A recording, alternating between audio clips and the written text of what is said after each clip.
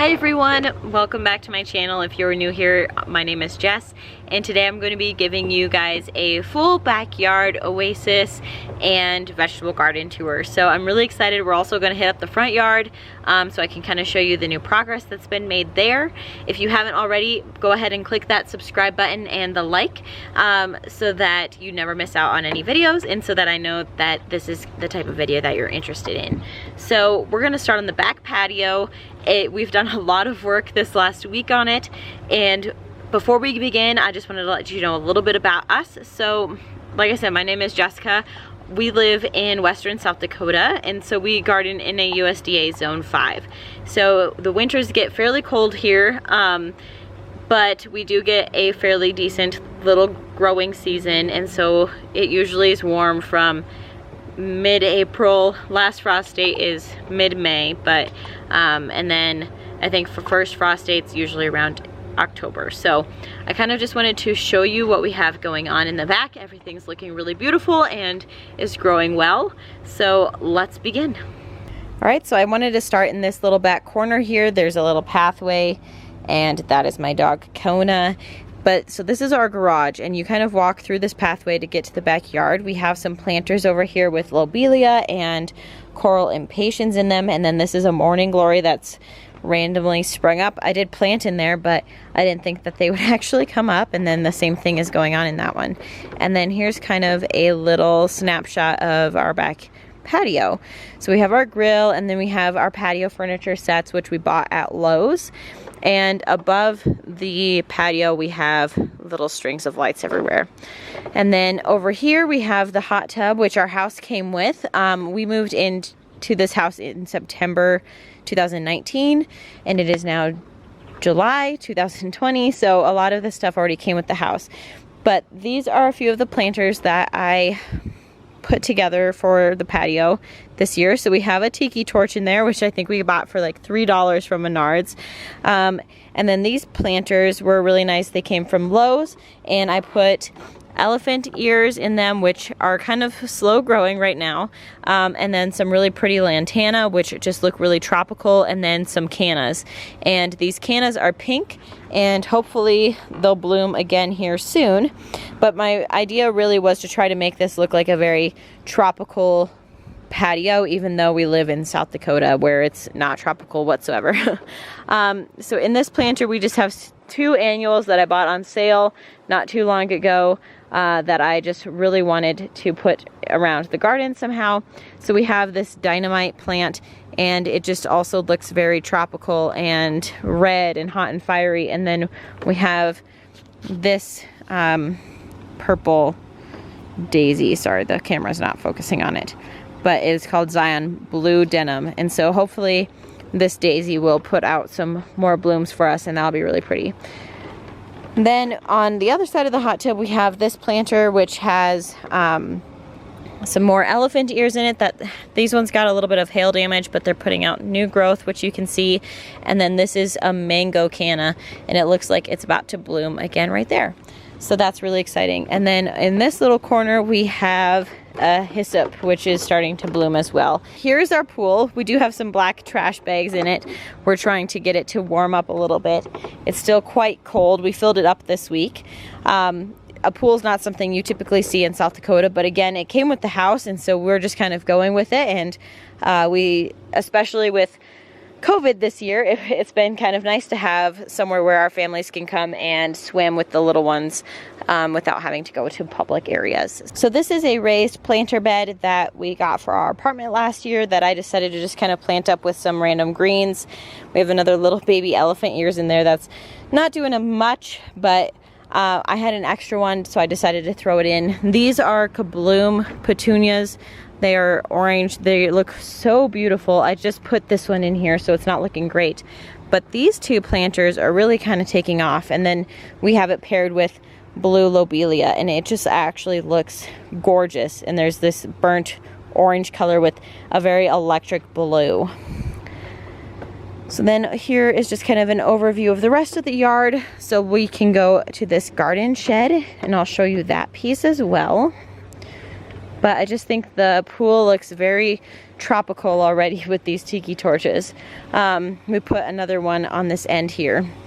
So this is the garden shed that has the lawnmower in it and the different yard tools like that. This is our rhubarb. It is huge, it's beautiful. I'm not harvesting from it currently. I'm letting it kind of grow and refill in. This side is more of the shameful side, but we have a little propagated rhubarb in this corner. We have some elephant ears right here, and then a bleeding heart, and then this huge beautiful hosta that I really need to transplant, because you can kind of see that there is getting some sun damage happening. So I really need to move him to somewhere he'd be more happy. But for now, that's where he'll stay until this fall or the spring. On this corner, we also have another elephant ears. And then this just looks so pretty right now to me. We have these beautiful red purple lilies. I'm sorry about that background noise. That's our pool filter. These were purple irises. We have a huge trumpet vine. And then this really cute hosta that I think I also want to move. He's just kind of random in here. And then some more elephant ears, which are looking really good, and there's a new leaf coming. More lilies. These all just opened up a bunch recently, and then we have this really vibrant orange lily in this corner, and then this was a pink clematis that is pretty much done now. Then we have the fire pit over there, and we have two little cherry bushes that are transplanted but don't have anything much growing on them. So now we can go to the vegetable garden.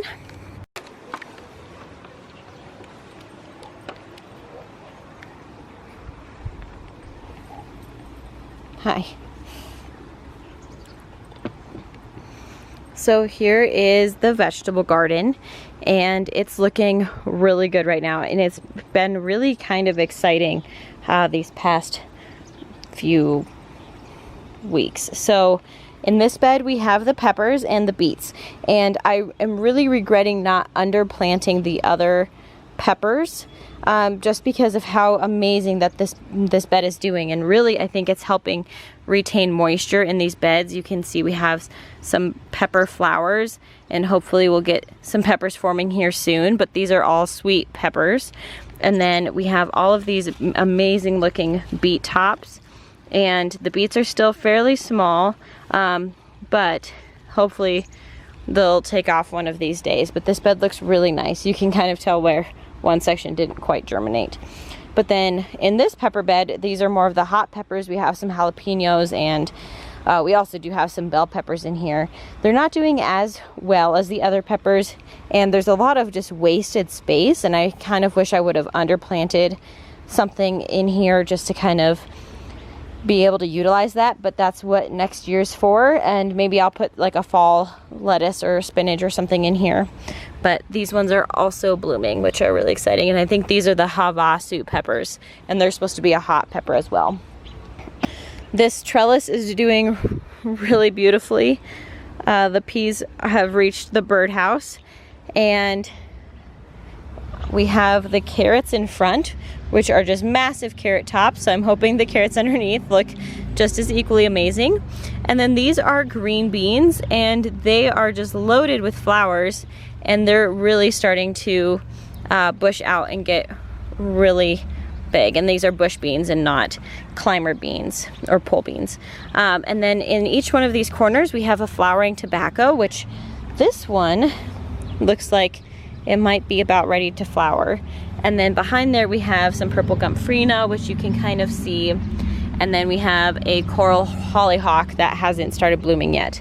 But these peas have been doing really good, and I don't know if they stay more shaded back here, but they've been really not been too stressed by all of the heat recently. So they've been doing much better than I would say most of our other pea trellises. One thing I will say about peas is that I have a very hard time finding them. You have to look for the shape change and not necessarily any sort of color, because they all are the same. So it's just they're all the same color, and it just makes it a little bit more challenging. And I always miss one that I really should have picked a while ago, and then it gets very fat and almost chewy, not sweet. So, but that's just from these little trellises here. Oh, you are being so naughty. No, no, no, no, no. What are you doing? Crazy. So then I just have my little container that I'll just put the peas in, bring around with us. This is the Amazel basil. I'll just show you while we're over here. It's doing really good. It's starting to form some flowers, but apparently that doesn't change the flavor of these ones. This pea trellis is looking pretty rough. It keeps falling over, so I probably need to just pin it back up. So then if we move over here to our tomatoes, the tomatoes are not doing spectacular. This one looks okay, but I only see 2 flowers on it. This tomato looks horrible, but I did notice a basil that's coming up, so that's exciting. And then this tomato also looks horrible. This tomato looks great. I do need to come out here and prune it probably, but I thought I saw, yeah, here are some San Marzano tomatoes, and there's just a really, really tiny little one currently, but it's starting to put on a lot of flowers, which is really exciting. And then in this flower bed, we have the mini pumpkins that are supposed to call up this trellis, and they are starting to send out their little, I'm spacing on what you call these, they're little grabbers, their little fingers to start crawling up. And then we have a purple lupine that is just starting to bloom. It's really beautiful. I wish you could see it. It has magenta colored petals as well. And then we have bells of Ireland that I grew from seed that are starting to bloom as well. And these are just really kind of a neat flower for arrangements and stuff. And then this one is a bellflower, and that's a white lupine, and then that's a black night delphinium. And those ones, the bellflower is just about ready to bloom. It looks like we have our first zucchini forming. You can see it back there. It's only maybe 4 inches long, but I'm really excited for zucchini because both my husband and I love zucchini noodles, and so we'll be able to spiralize all of the zucchini we can get this year and freeze it. So I'm really excited to be able to kind of use that throughout the year. Zucchini's an amazing grower. I cut off the dead tops of the tulips, and then this tomato died, and I finally just decided to call it and let it go. This tomato always looks thirsty and like it's never getting enough water. I don't know what you're doing or what you think you're doing. You just want to be with me. You guys, she eats the grass out of all of the flower beds, and I don't understand it, but that's her favorite thing to do. And she doesn't eat the plants, just the grass. And then again, this is just kind of our cold weather area. I'm just kind of letting it go. I did get to weed this area a little bit, free of the thistles. The sedum are all just about ready to bloom, and the daisies are in full bloom right now, which just look really pretty. I just have to come in and remember to actually deadhead them every now and then. So one thing that kind of cracks me up is that the celery is doing amazing.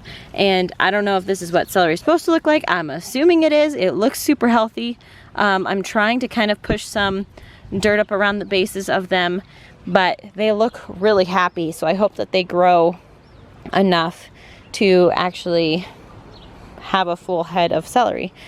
And then our cauliflower still looks big, but I don't see any actual cauliflower growing anywhere. So I'm not exactly sure what I'm supposed to do to promote that, but I guess I'll just kind of hold off on it and wait and see. Now, we do have some really nice ripe raspberries that are just starting to form. This is maybe day 2 of getting raspberries, and so I'm really excited for these to ripen up, and hopefully I can get out here before the birds all do, because I took the bird netting off of our raspberries this year because the bird netting was just really kind of annoying and getting in the way of being able to access the raspberries. And then the strawberries, unfortunately, are pretty much done now. There are a few left.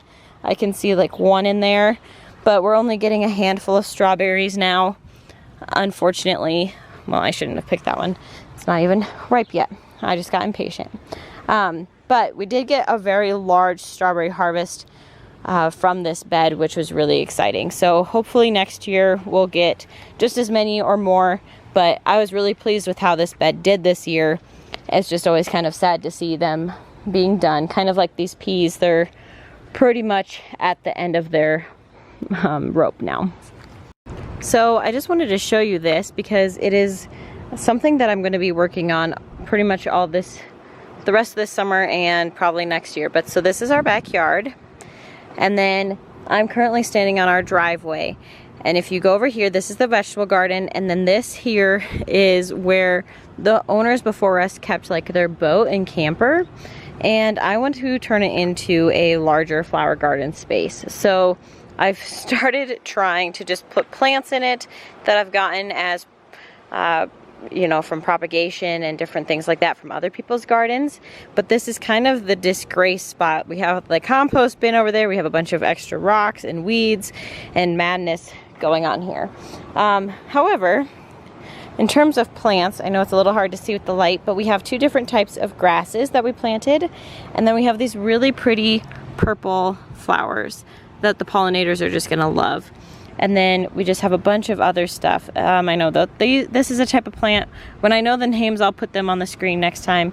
A bleeding heart. We have some type of sedum, really dark purple sedum. And then we just have a bunch of other little flowers. So I just threw these in here. We transplanted them also this week. They're looking better than they did earlier.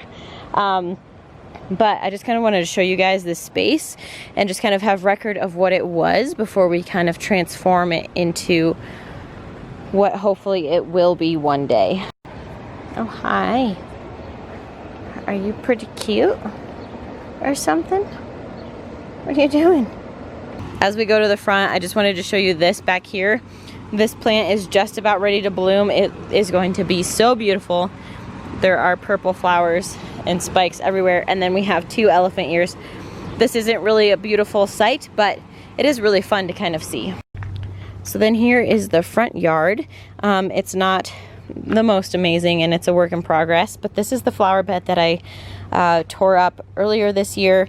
We put some hen and chicks around, and then we planted some salvia. So we have groupings of 3 different salvias. So we have purple here, and then white here, and then purple again in that corner. And I think that they'll do much better next year when I cut down this main tree here. It has a issue in the center there, and I don't want it to come down and fall on anyone. So we're gonna be cutting that down. But the white salvia are blooming, and the purple salvia have bloom stalks on them, so hopefully they'll be blooming soon. But really, I think they'll do much better once that tree's down and they have more full sun. And then I wanted to show you this little sempervivum with its little babies forming. Aren't those cute? But we have little sempervivums planted throughout these little rocks, and I was just kind of hoping that they would naturalize in this area. So then this cottonwood is also dropping all these millions of branches every day because of its disease. It's very annoying.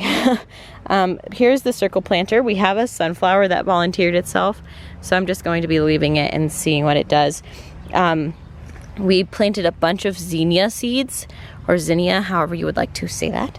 And we also planted some salvia, and the salvia is not really doing much. Some of it is blooming. I let all of the Johnny Jump Ups go to seed. You can see the old pods there. And then the pansies I left just because they do have some good color on them, and I wanted something in this bed to look like it was doing something for a little bit. So I left those in there. But hopefully these zinnias will sprout up and start blooming here before too long. And then here is the other side of our house. We have the foxgloves and poppies that really are not doing much of anything. This is a black-eyed Susan, and I thought I saw some blooms starting to form way down in there. We have a daisy. This is a really pretty red rose, but it needs help. It's getting eaten alive by all sorts of bugs, and it also doesn't get much sun. Here's a pink echinacea. It is getting blooms on it as well, so that should be really pretty. This rose was gorgeous as well. It had a yellow and pink rose, but it also is getting eaten alive. And then this is a corner that I just planted, and I'll include a link down below to that video. But I bought all of these hostas on sale, and then 3 of them were gifted to me. So I will include a link down below showing you that. But aren't these just gorgeous? This is one of my favorite ones, I think. It just has such a huge, massive leaf. And then I really liked these ones that had this fun variegation in it. So, all right, so that is all I had for you guys today. I hope you enjoyed this garden tour. I know that it's not very information heavy, but I think it's just really fun to kind of see where other people's gardens are throughout the year. And I also use these videos as kind of a garden journal for myself. So with the vegetable garden, I'm going to be able to look back at this and remember that I need to underplant my peppers next year, and find something that will be a companion plant to them. My goal is to really utilize all of my garden space, especially since it's a nice sized garden, but not endless amounts of area. So I really could get a lot of produce out of it if I worked hard enough at it. So I just need to be able to do that appropriately. So that's kind of going to be the challenge for me next year, I think, is really using that space to my advantage to get as much produce as possible.